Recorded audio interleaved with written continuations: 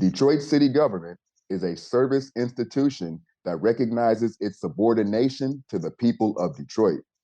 The city shall provide for the public peace, health, and safety of persons and property within its jurisdictional limits. The people have a right to expect aggressive action by the city's officers in seeking to advance, conserve, maintain, and protect the integrity of the human, physical, and natural resources of the city from encroachment and or dismantlement. The people have a right to expect city government to provide for its residents decent housing, job opportunities, reliable, convenient, and comfortable transportation, recreational facilities and activities, cultural enrichment, including libraries, art, and historical museums, clean air and waterways, safe drinking water, and a sanitary, environmentally sound city. Keep it locked. The Black Detroit Democracy Podcast starts right after these messages. Have you ever dreamed of being on the airwaves? Well, the Authentically Detroit Podcast Network is here to make those dreams come true. Formerly known as the Deep Network and located inside the Stoudemire, the Authentically Detroit Podcast Network offers studio space and production staff to help get your idea off of the ground. Just visit authenticallydet.com and send a request through the contact page.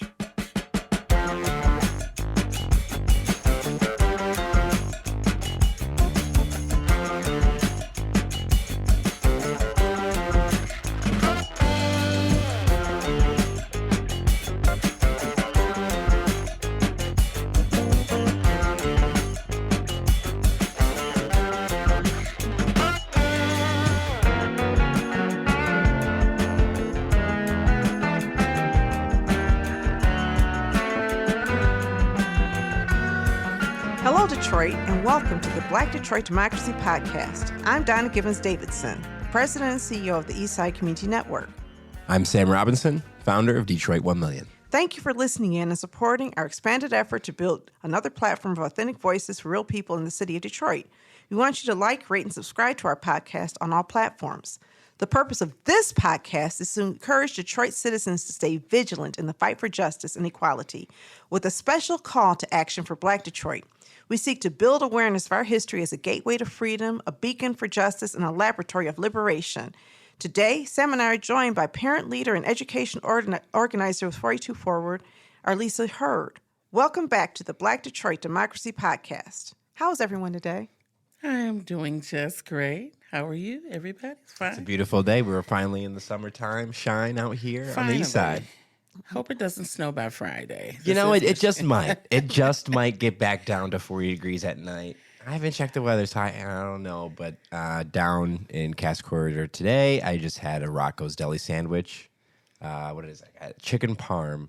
So I'm full right now. Sounds good. You know, I've been outside today. Yeah. Normally when I go to work, I stay in the building and then I go home. But today I had an opportunity to go outside a couple of times and enjoy the sunshine. So I can actually agree with you that it's a beautiful day today. You usually be stuck in here, Donna. You usually be just working straight until sunrise to... and nowadays it gets darker a little bit later in the day. So you get to go out at 8:30 and shoot hoops or whatever. I'm going to try to ride bikes when I'm done today. I'm really excited that is about so good. that. The sun does the body good, though. There's something about your spirit and that's just lifted in the sun. You just feel like, I just start thinking about all kinds of summer activities. Yeah. Just want to be outside, Belle but Isle. it's really good. But, oh wow. You know, that sounds nice. So actually I plan on trying to ride to Belle Isle. Luckily, I have an e-bike, so I can get up the hills without as much effort. Yeah. But yes, I plan on hitting the Riverwalk and hit Belle Isle and all that good stuff so that I can enjoy my favorite time of year, which is spring.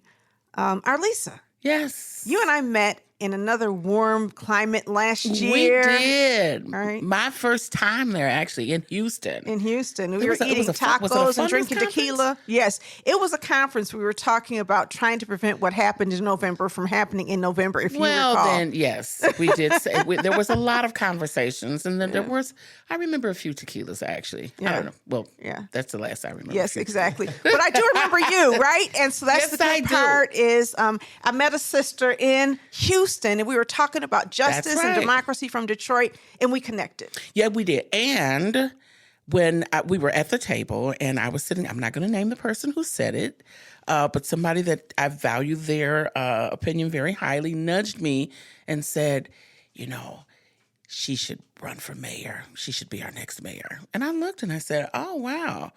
And I said, well, aren't you going to run? Are you going to run?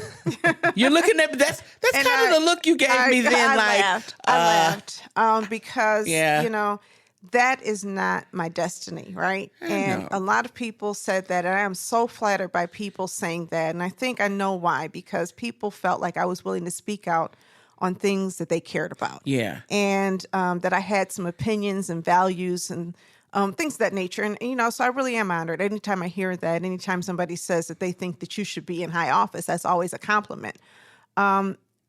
I really believed then, and I believe now, that a better place for me and a better place for many of us is in the streets, acting on behalf of a people who have been ignored for too long. Yeah. The way our political system is set up, it's a representative democracy only in ideal state. The reality is that the way that our city works, the way most government works, is to cater to the interests of business and wealthy people, and at the expense of our people.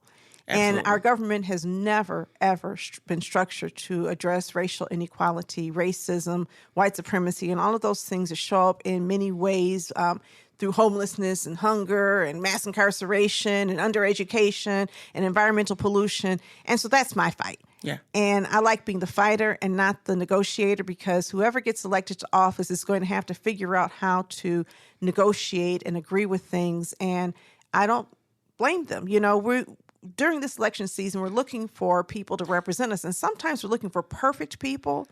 The reality is, it doesn't matter which politician we vote for. They're going to be voting for things in ways that we don't like, because that's in the job description, right? Yeah. We got a lot of people in this world, in the city of Detroit, country, state, that don't agree with us. They're competing visions to solve the same issues. I remember back when we were talking about transportation, why can't Michigan Democrats just send $2 billion in funding for transportation? Mallory McMurrow broke with Emily Devendorf and Dylan Weigela. There's the two Democratic Socialist Democrats that didn't want to negotiate. Mallory tells me, I wish they would have. We would have had to give more money to the SOAR that Matt Hall says he wants to get rid of now, and Whitmer says she's open to getting rid of. Could have still had that $2 billion of transportation funding in there. They didn't want to do it because they didn't want to give the corporate handout, corporate welfare, millions of dollars, billions to these auto companies, is what SOAR is doing. But a part of being some of the best politicians that I've seen have success, they're great negotiators. That, is something that I don't really do in my job either at all. I totally agree. And I definitely agree. At 4824, we are definitely on the side of, we need the ultra wealthy to pay, because we are sick and tired, as well as I think right now we're seeing in America, right in the streets, right, where people are starting to get it. Even some of those ultra wealthy are starting to get it. They are, and there are some ultra wealthy folks that really understand this and really want to make a difference in all of those things. But I think it's okay. We were talking about this actually earlier today. I was in a meeting with some folks. It's okay to be on opposite sides of the issue. What's not okay is to sacrifice the people that are supposedly looking to you to represent them and just really squashing what their best interests are. What we often see is it's like, this culture. There's this culture in politics. I have seen so many folks that have, run for office, got up there or got out there, and then everybody's like a few years later, okay, what happened? Where are you? Well, there were some things that folks I don't think really take into consideration. There are some things that happens in that where folks are really looking at building up their political capital, because you may want a particular thing, but if whatever the majority is doesn't want it, it's not going to happen. You have to have people, you have to negotiate, you have to have people to kind of join along with you. And depending on who's the Speaker of the House or who's holding the gavel, you may or may not get your issue heard, let alone if it's in committee and all. We see all of these things. And as a person in the fight for justice and all these things, when you step into the political side of it and just kind of unravel the layers, it's a lot more nasty than what you had really anticipated. It's not just, it just doesn't stop with the vote. It's all about the implementation. It's all about putting the pressure on the people to make sure, or those officials to make sure that they are holding up their end of the bargain. Look at Landmark Brown versus Board of Education. Oh, God. Yeah. 1955, it passes. 10 years later, you're still trying to figure out, you're still in court trying to demand its enforcement. A couple years later, people are talking about all deliberate speed, and nobody knows what deliberate speed is because it sounds like slow speed to me. But and that's exactly what happened. I think you're exactly right. When you look at the fair housing legislation, we're still trying to figure that thing out, and that passed in 1968. This idea that all you have to do is pass a bill and things are okay. I want to take us back a little bit, though. To my childhood, right? And that is when the Civil Rights Act passed in 1964, I believe. It was 1963 or 64. I hate to get the years wrong. But, at that time, it was President Johnson who led to the passage of this. And maybe it was 65. Oh, whatever. One of those years in the 60s. The reason it passed was not just because of what was happening in Congress. The reason it passed is what was happening in the streets. That's right. The March on Washington, the public exposure, the buildup of a national interest in this legislation, and then you pass it.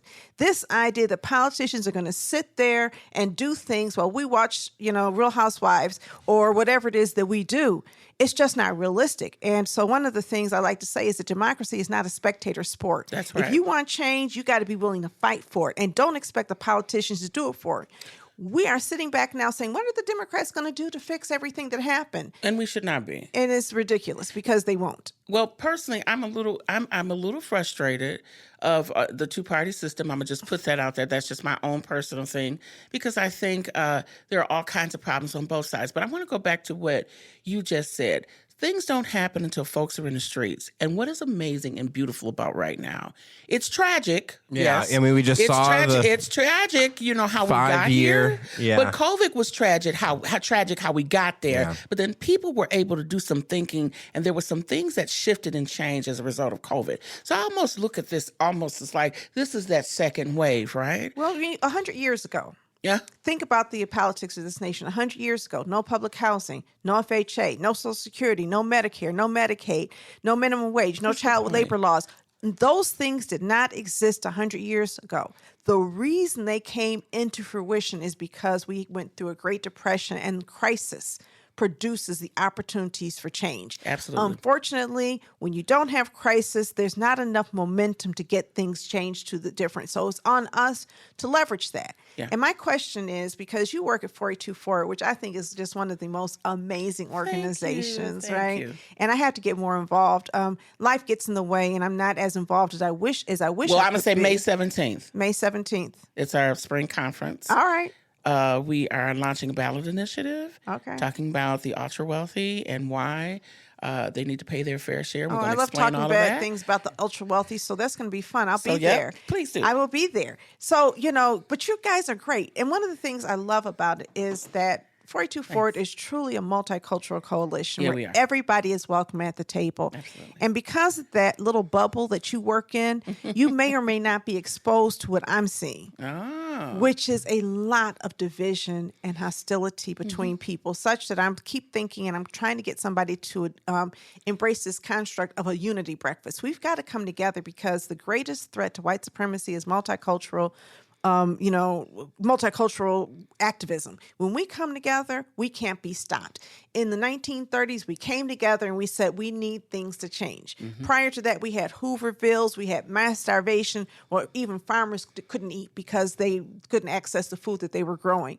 And when people came together around a common cause, we got some change. And it's time for us to say that a century later, we need to have a whole nother look at housing, at hunger. We need to really start talking about dismantling mass incarceration and not just tinkering at the edges. Because you know who's talking about it? The shareholders are the people that are going to administer and that are determine. dismantling it. Are going to figure. Oh, The how people that should are dismantling have been talking they about have it. been, and they're going to put us in. I think we're there concentration now, camps. though. When you say, wait, back up. I want you to explain. I'm saying the developer class, the ultra wealthy class, are preparing for the decimation of our condition. They're preparing for the conditions of poor They people want to break worsen. it down. Yeah. Specifically, the administration that we have. They want to break down our existing system. They want to break down the systems that would further help support the advancement of the working class. And so there's a whole lot of dynamics at play here. Let's back up for a minute, though, right? Mm-hmm. The working class is shrinking, and the support systems have been unraveling for the past 40 years at least. For so many years. Under Ronald Reagan, really, even under Richard Nixon, you began to see the dismantling of some things or the failure to execute some things. Since Reagan, we have been successively. I remember when Bill Clinton was president. And he was first black president. Remember, we loved him. That's he what played they the said. saxophone. Yeah, because he played the sax. He was the first cool. black president, He was right? smooth. The brother had swag, right? He also had people under his desk, Monica Lewinsky. But go ahead. Yes, he did. And he also ended welfare as we know it. And he led to the dismantling of the welfare state. He also led to the NAFTA agreement, which really helped to accelerate the deindustrialization of our nation. And deindustrialization means lack of jobs, right? He did a lot of things. He also led to the Glass-Steagall Act, which actually liberalized banking and allowed banks to do things like predatory lending that resulted in the housing recession. There's a lot that happened under him, and mass incarceration. I was about to say, and that's right, the crime bill. The reality is, and this is a Democratic Party, right? Absolutely. He called it the new Democratic Party, the reasonable Democratic Party. He and Joe Biden were the architects of bringing the Democratic Party to the right as a way of keeping it popular. And so all of these systems have been failing to protect the least of us for so long. What they're dismantling, if you're already homeless, it's not going to hurt you in the same way it will a person with Section 8. You know what I mean? It's like we have allowed some people to be poor and struggling and in such horrible conditions for so long. It's interesting because, you think about Sam Altman, the OpenAI people talking about, Elon Musk will talk about this. AI is going to eliminate jobs and work. They don't have like a solution for what people are going to do. They don't come with any. And as you see Mark Zuckerberg and others buying up land in Hawaii and creating underground bunkers and stuff. The people at the opposite side of this are certainly looking at the future and recognizing, oh wow, conditions are going to worsen for people, and it's going to mean a new it's going to worsen for society. people. And I also just really want to add that just because you got on the jersey doesn't necessarily mean you're the team player. So that's what I'm looking at right now. So there's a lot of people wearing the same jersey, but I can't tell what team you on. And that's some of my frustration with our two-party system. But that's a whole nother subject. I think that it's an important subject to talk about. I'm so frustrated because it doesn't matter which team you're on, they all seem to play the same game in some way. Now, of course, there are some outliers. There are some folks who truly we could just quote and look at and like, yes, they are strictly for the people.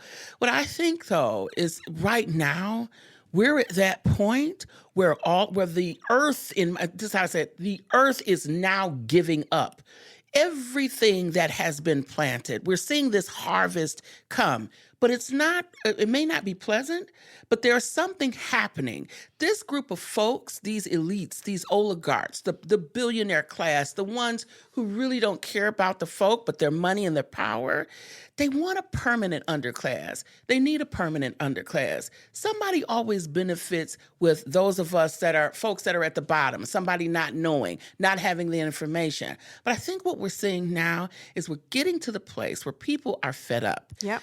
The justice and the answer is in the streets, and that's what we're hearing. I ain't never seen folks in the streets with signs talking about their Social Security checks. Not Margaret, not Ruth. That's the thing about people. People like these folks always go too far.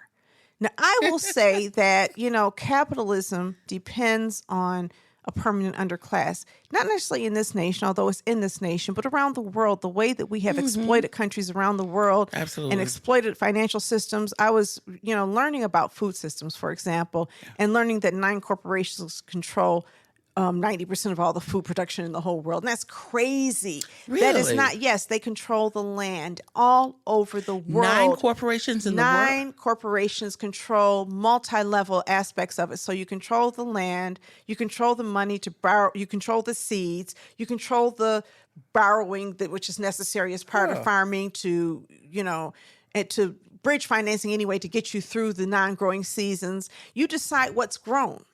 So you can decide to grow food in a desert and then use underground water that will destroy our water systems. There's so many things that we do. We create monocultural crops because it's more efficient to do that. People who live in Thailand are not necessarily growing food for people who live in Thailand because the land in Thailand is not owned by the Thai people. It's owned by multinational corporations. We control the distribution of food, and then they control the selling of food. Right. And when you think about something like that, you have to understand that hunger is a byproduct of that. This worldwide hunger is not just droughts, okay? We always say it's droughts, but there's droughts in California, and people are still eating.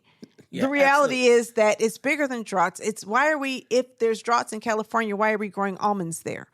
I think we have to not stop. We cannot afford to stop talking.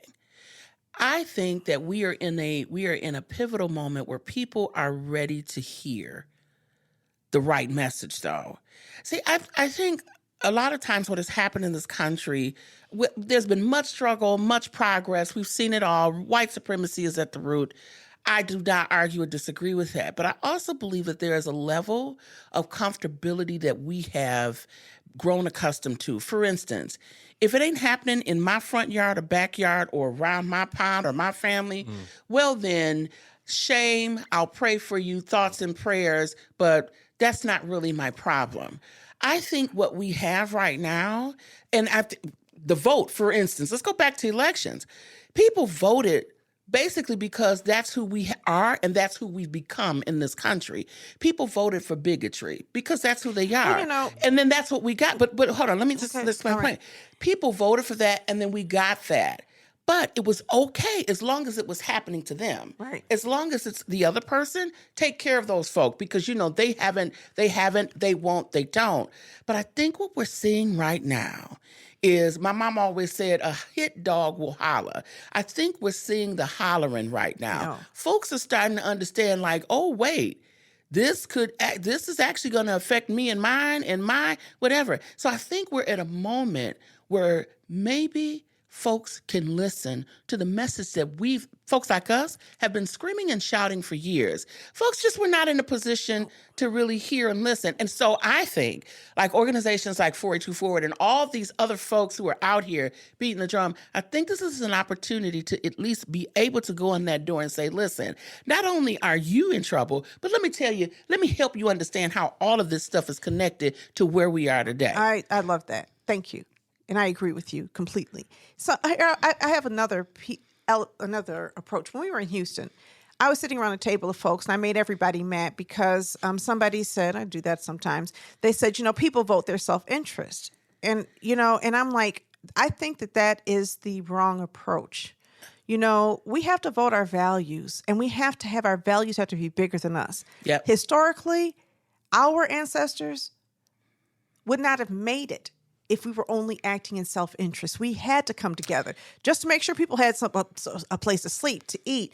There was this concept of community that was really cultural, historical, but it was also survival. And so this idea that I can vote as if what I vote for, I can only vote and look in terms of my family. It's almost like we have bought into and been assimilated into this individualism, which only works for very few people. Very few people. And so when we understand that and we're reminded that we are in it together and that there is mutuality in our need, then I think that's important. Now, what I'm hearing a lot of our sisters say is, well, you know what, Black women have been taking care of everybody, and therefore I'm done. And I said this one now.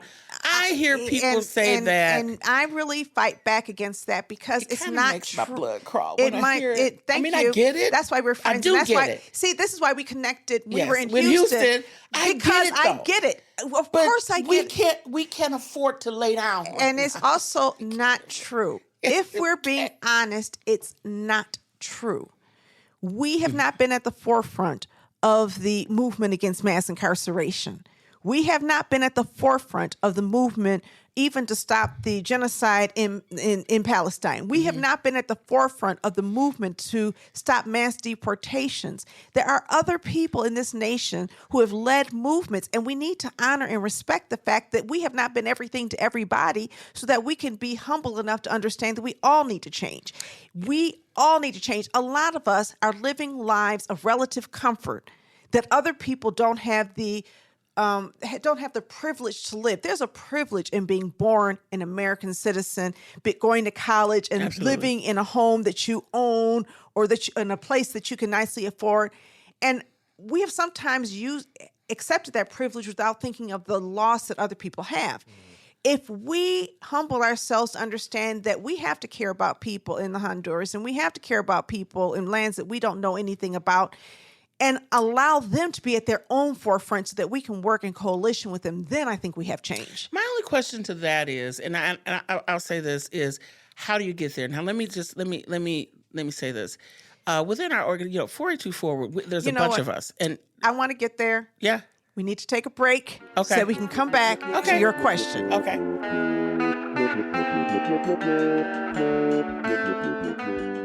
Detroit 1 Million is a journalism project started by Sam Robinson that centers a generation of Michiganders growing up in a state without a city with 1 million people. Support the only independent reporter covering the 2025 Detroit mayoral race through the lens of young people. Good journalism costs. Visit Detroit1million.com to support Black independent reporting.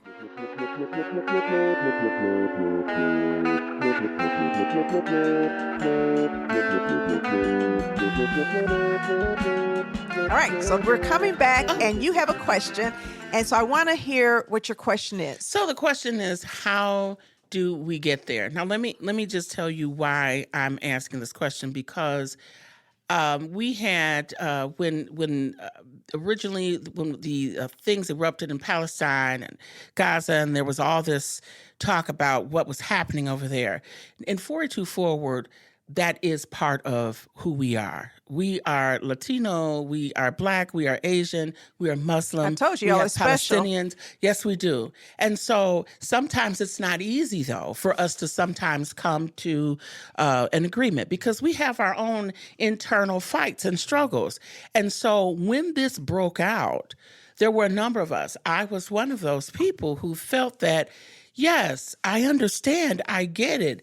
However, help me to understand, we've been, everybody shows up for everybody else, but for us Black folks here, we don't see that same level of outcry and that same level of outrage.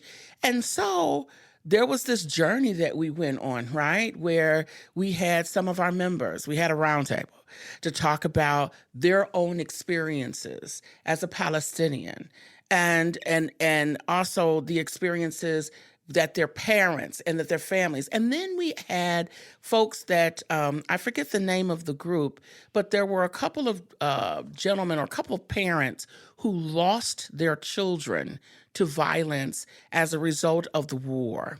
And they were talking about, and they were from both sides, okay? It just wasn't one group. And they were talking about the loss. And so what that did for me, and for those of us who were, it's not that we were advocating for violence or anything like that, but some of us within the movement, myself, I'm out here, right? Just didn't quite understand how was all of this outrage happening in this country for this, but yet we're seeing our young boys and brothers and sisters being murdered and all kinds of injustices inflicted upon Black bodies in this country, but we don't see people really in the streets. But what it allowed, what I saw was the human side of what it's like to lose a child to injustice in war. And then, I don't know, there was just like a revelation because I was listening to somebody's actual experience. And I bring that up because I think sometimes because We get in our, we lick our own wounds. I know what it's like to be a single mother struggling with young Black boys, all kinds of things happening. We've buried some of their friends. We've imprisoned a number of their friends. I know what it's like for some of the sisters struggling to do it by themselves. Black men, all kinds of violence. I know what that's like.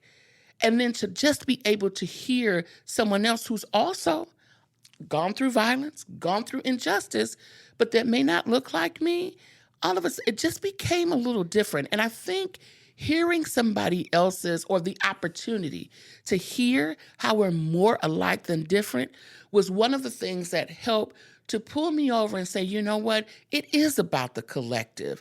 How can I stand for justice in one area, but yet not standing for justice in another? But see, that was a revelation for me. So you asked and then answered your same question. Yeah, I know, but that's what I'm saying. You listened. How do we get there? That was my question. It was a rhetorical question. I love it. No, it's beautiful because you outlined it. We have to listen and care. Nobody's responsible for prioritizing other injustice over their own, right? Absolutely. We are going to always care about our kids. I was in, a few years ago, maybe 10 years ago, I was in, or not that long ago, whatever. I was in Southwest Detroit, first Trump term. And while there, I was there for poverty solutions orientation. And there was a poet who came up and he was talking about ICE, breaking into homes, about ICE, profiling people. Yeah. And I was sitting there and I had this revelation, slave catchers. Slave catchers, you're here illegally. Interesting, absolutely, you know what? Right. Some of our ancestors were in Detroit illegally. They were illegals. Harboring them. There was a Fugitive Slave Act. You have to send them back. That's right. And they That's sent right. slave catchers and bounty hunters. And it helped me really envision, wait a minute, it's the same kind of system against other people. So we don't have to care about other people more than ourselves. We just have to care about them.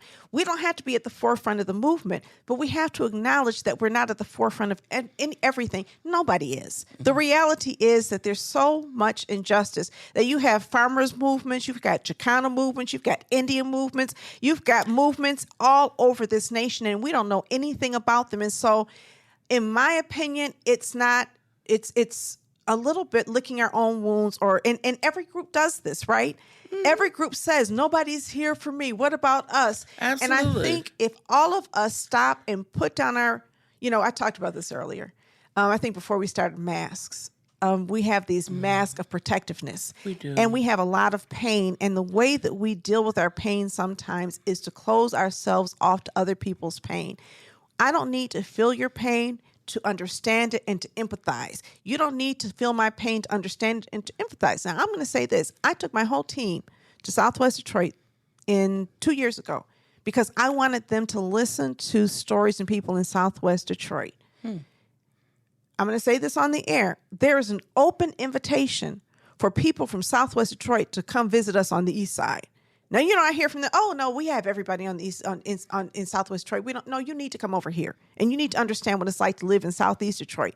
I have friends and colleagues who I love telling me things like the reason you have asthma on the east side is because our pollution blows east. And I'm like, do you understand that that's not how it works? Do you understand that weather patterns, wind blows in all directions? Wind blows I'm serious. This idea that somehow if we are harmed, it's because we're inheriting and getting a subset of their harm. I said, do you understand that there was a whole incinerator on the east side of Detroit? That's right.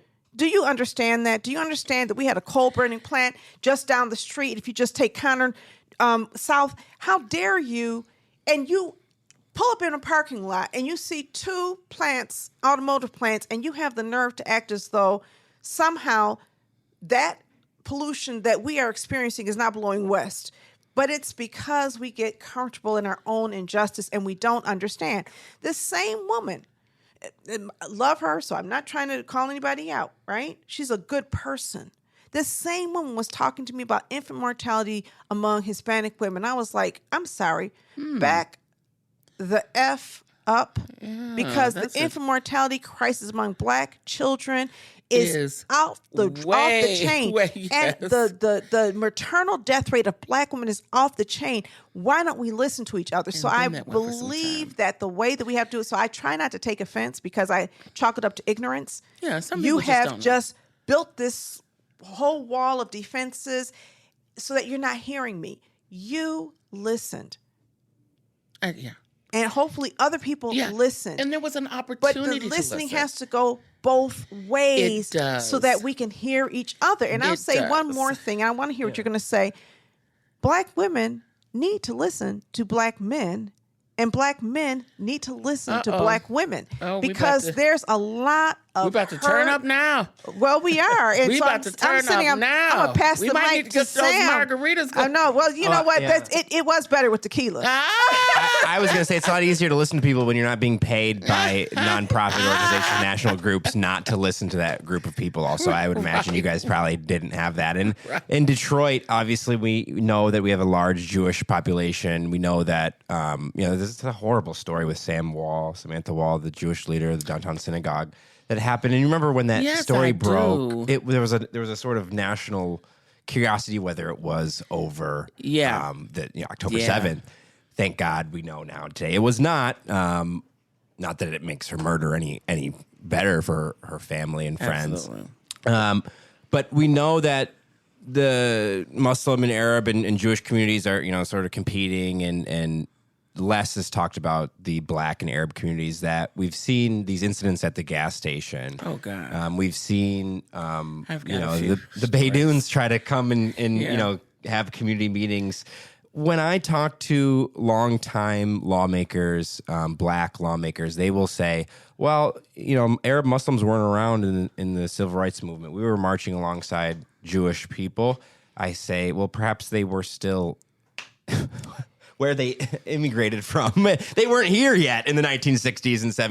Well, they were largely. definitely here in the 1970s. In fact, I grew up in Northwest Detroit. Where were they, though? And then Where were they were marching? they? Was it in 2020? They were. I'm going to tell you. And that's the question. That's something that's a generational difference. Little kids. All right, so I will say in 2020, I have no the idea. Arab Muslims were marching alongside Black people in Kalamazoo, Grand Rapids, Detroit, Ann Arbor. I look at Where were they in the Rashida Tlaib 60s? has fought with us in every battle that we've had on the east side of Detroit. So, and then people said, well, she only cares about her people. I would never ask people not to care about themselves. I grew up in Northwest Detroit.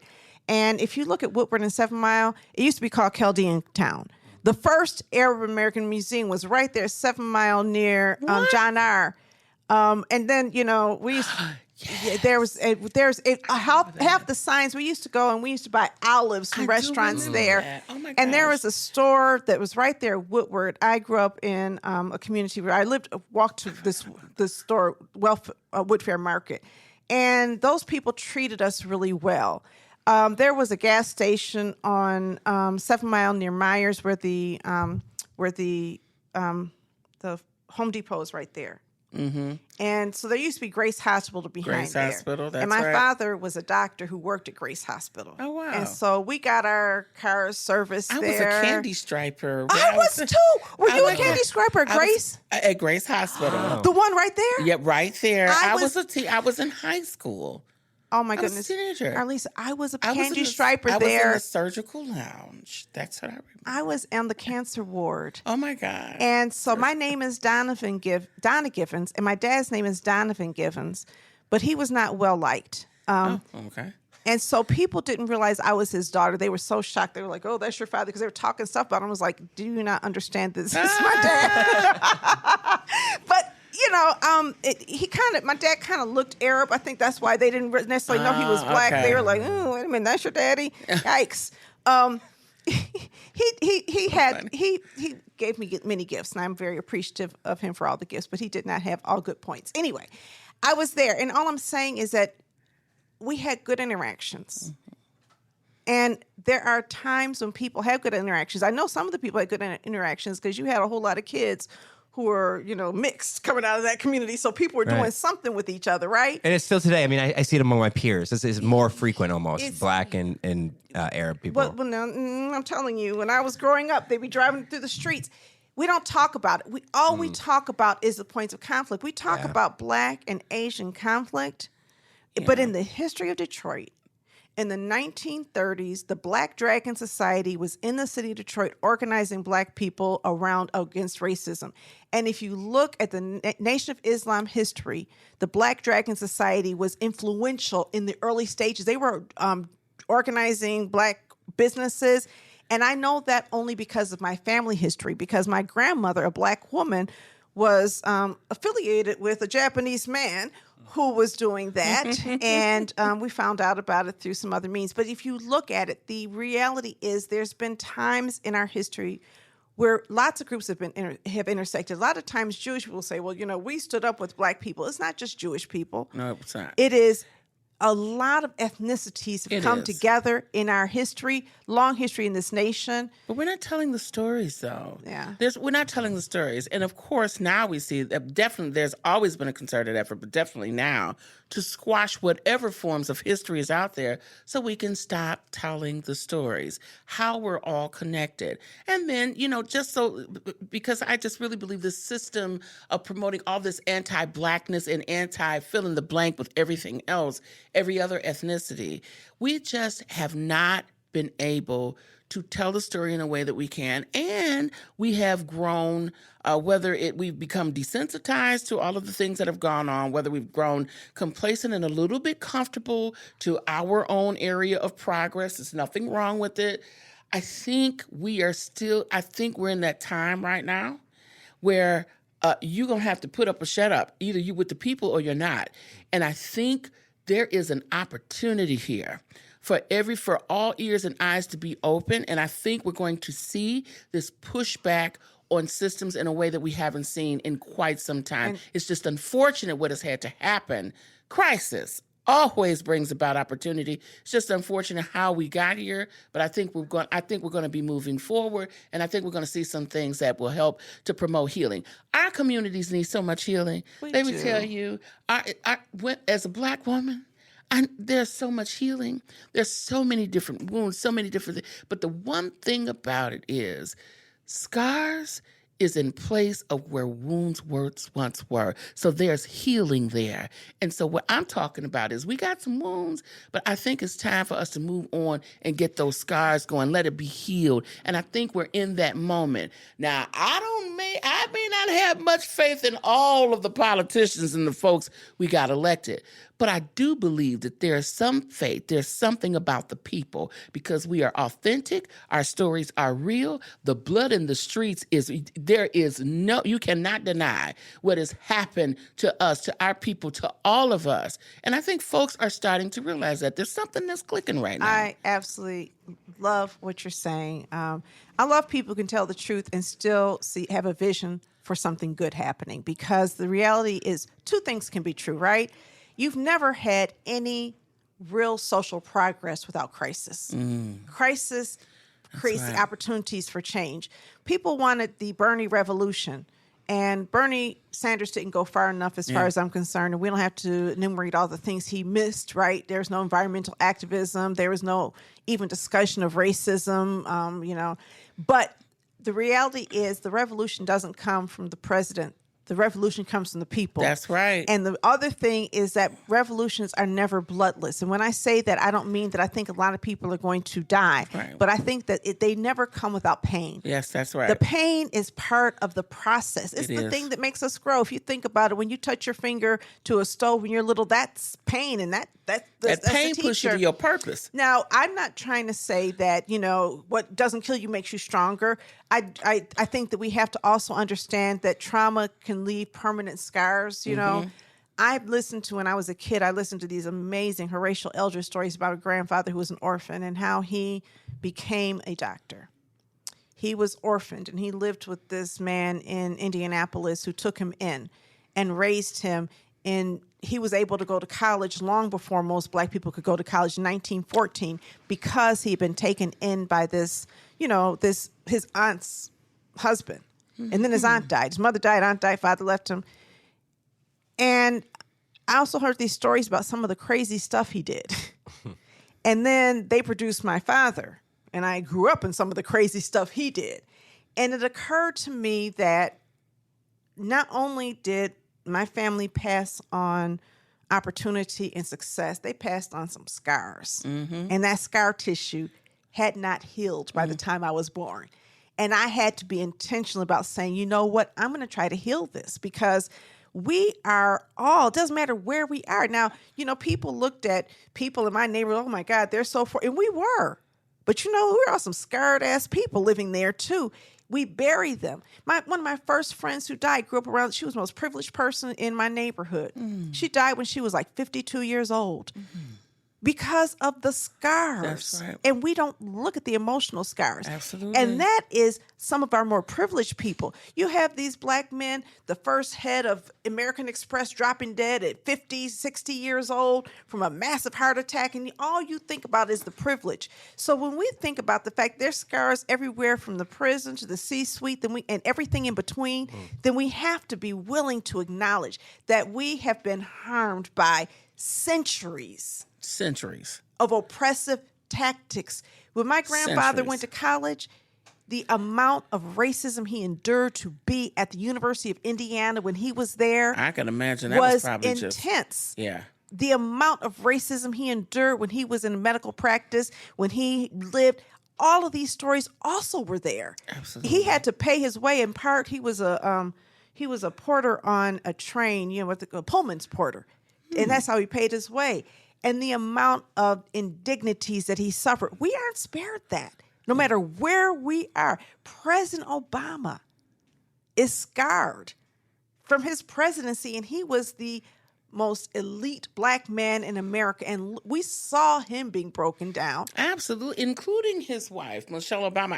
I was just looking at something just the other day. I think there was a clip of Michelle Obama learning the where them fans at dance or something, was showing somebody.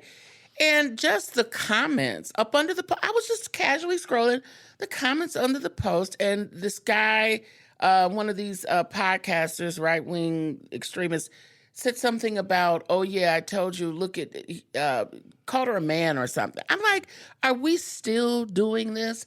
I mean, that level of disrespect. And guess what? America said it was okay. There was nothing wrong with that, because after all, there are only certain groups of folks. There's only certain folks that it's okay to disrespect, downplay, no matter what level of achievement, no matter how high you've gone up and proved yourself. And this is, and so the healing is going to have to start now. I think we're at a place where we can no longer not talk about all of these things. I think all of these stories are coming together. I think there's an opportunity for folks to start sharing their scars, their wounds, what they've endured. So other folks in here. I agree with you. I mean, I completely agree with you. I look at the amount of vitriol that people have. I think the most important thing is for us to understand, look, we're all scarred. How do we come together? Yeah. So first, how do we come together as black people and wrap our arms around each other so that we're not so vulnerable and we're not attacking each other? Absolutely. And it's not, elitism, colorism, ageism, all of those isms that are really benefiting only one group. And those are the people who are trying to tear us apart. How do we come together? And then how do we come together with other groups and build real unity in a multicultural, multi-ethnic effort to defeat injustice? Because injustice anywhere is injustice everywhere. That's and it's right. not okay That's not. that you suffer because I think I suffered more. None of us should be suffering. That's and I right. felt very much so that during this past election and even afterwards, some of the stuff that happened made me really feel attacked as a black woman by a lot of other people, almost as though it's black women's fault that this happened. I think that's why we said we're tired. That's why a lot of us really backed out, but it was really just people throwing stuff up at us. I'm going to take another break, and when we come back, I really want us to talk about Detroit Okay, just- politics. We got to talk about our city.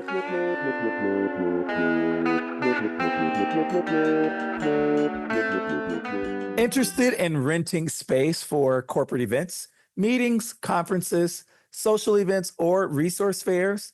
The Mash Detroit Small Business Hub is a 6,000 square feet space available for members, residents, and businesses and organizations. To learn more about rental options at Mash Detroit, contact Nicole Perry at nperry@ecn-detroit.org or 313-331-3485.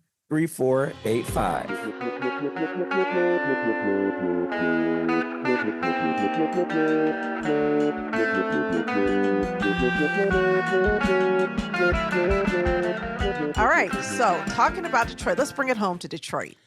Well, you mentioned crisis creates opportunity. Yes. Michigan Democrats in the State House faced sort of a crisis this past year, and now a number of members are seeking a different opportunity to serve the city of Detroit, Yeah. which I am not.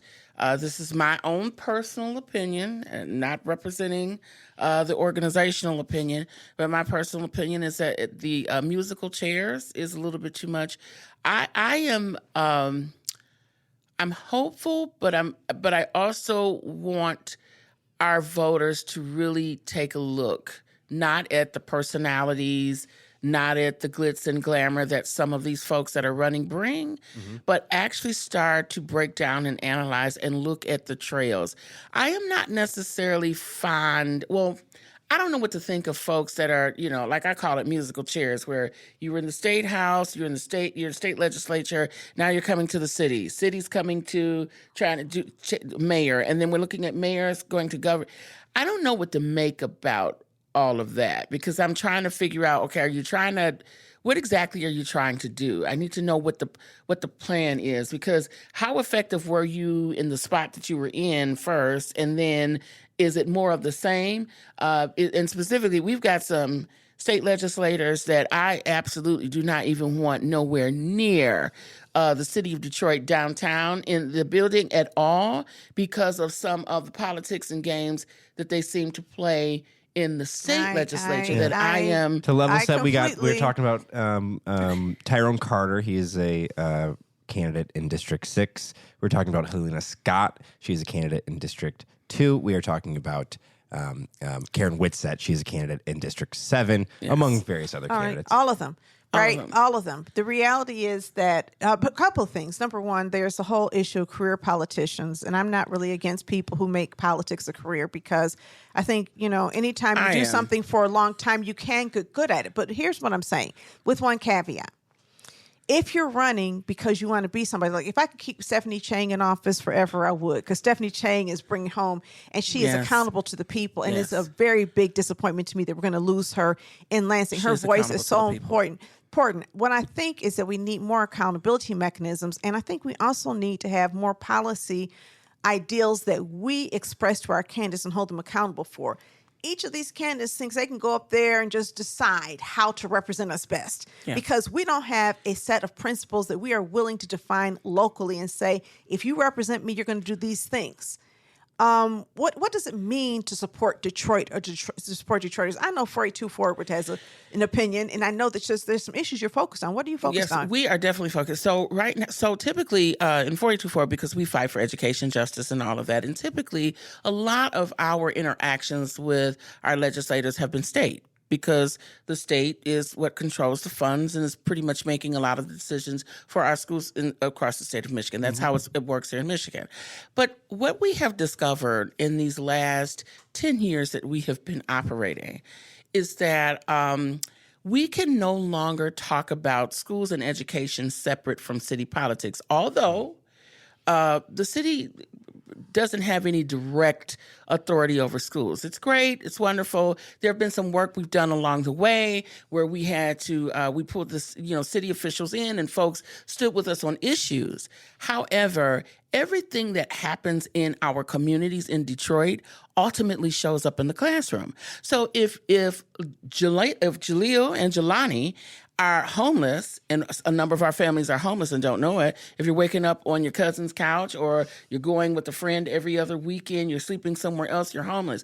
All of the issues that reside with that family show up in Mrs. Jones's classroom or Mr. Raheem's classroom that day, okay? There could be all kinds of things. We have, there are food issues, nutrition that shows up in the classroom, behavioral issues that can show up in the classroom when everything is not right in the community. If there's no lights or water, that shows up in the classroom. Maybe the school uniform or the school clothes are dirty and the child may be bullied.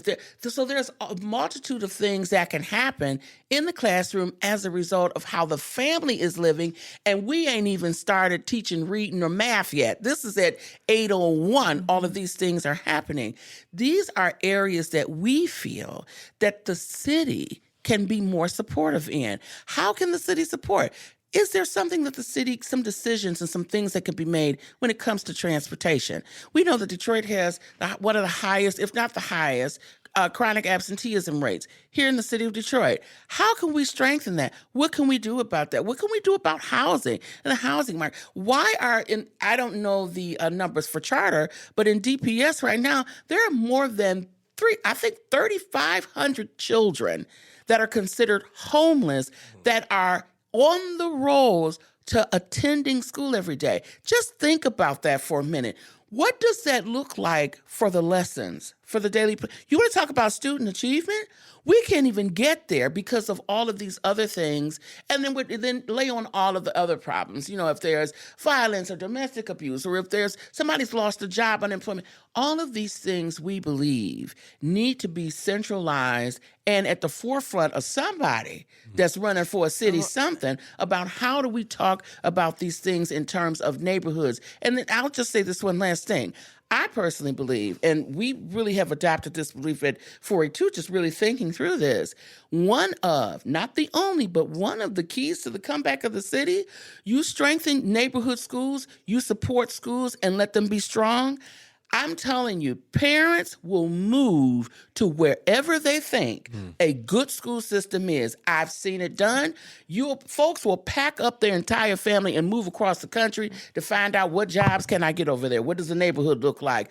We've seen it. I'm going to tell you where I saw this, what I was really impressed by. There's a charter school, the Bog School. I know they've my son used to go there a few years back, but there was a neighborhood when they were over on the east side in Willis. Well, this school, had a reputation of being pretty good and decent for kids. Folks started really coming. What I noticed, there were people who began to move in the neighborhood to be closer to the school. So after 3 years or 4 years, we started noticing little things, block clubs, community groups, different things. Folks were buying property. That's just one small example. I do want to, I agree that that's an example. I have a couple thoughts to that, though. Sure. In the neighborhood around the Bog School, the city had a neighborhood plan. The city put money into housing. The city put money into a lot of things to build that community and attract people back. And so I think that you have to invest in housing. Yes. Absolutely. A lot of people are leaving the city because they can't afford to live here in decent housing because there is no decent housing for low-income people. There's not. It's cheaper to live in Warren. It's cheaper to live in East Point and in Roseville and in Oak Park than it is to live in many parts of the city of Detroit. So we've got to figure out how to build up neighborhoods with housing and schools.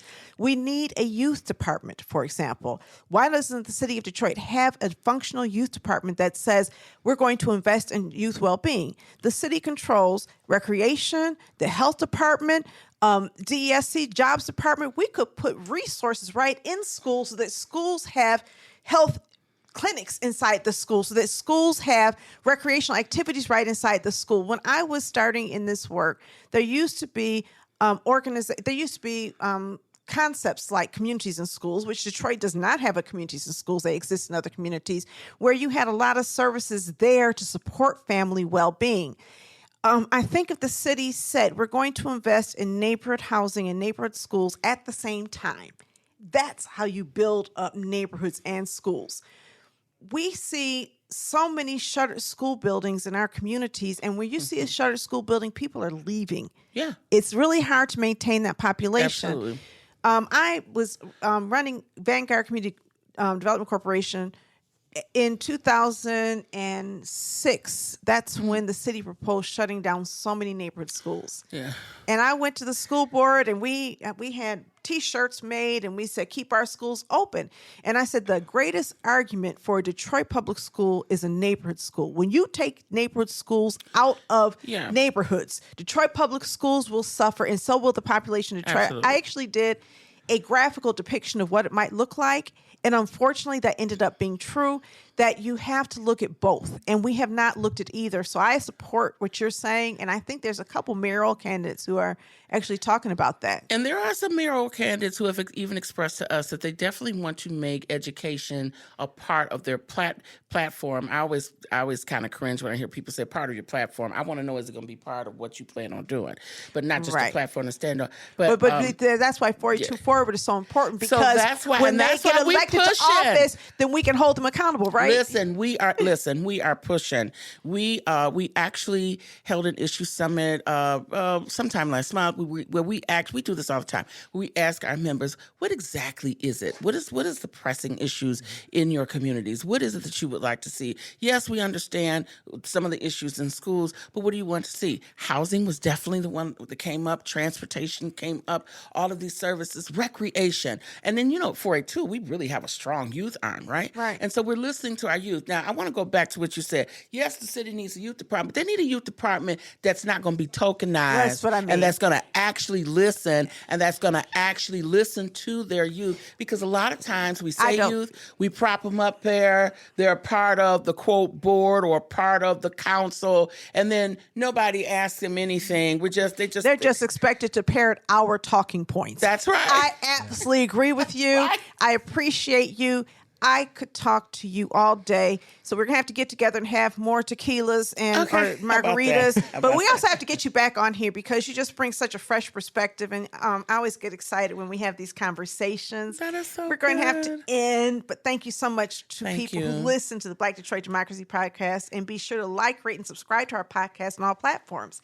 And, of course, support Black independent reporting on Detroit1million.com because good journalism costs. You know what that means. Subscribe, folks.